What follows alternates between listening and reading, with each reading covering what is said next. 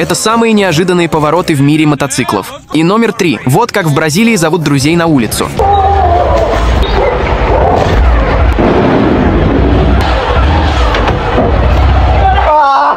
Или номер 2. Примерно так на дороге видно ваш байк.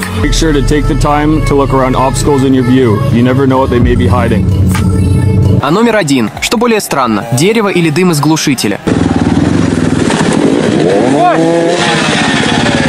Братан, прости.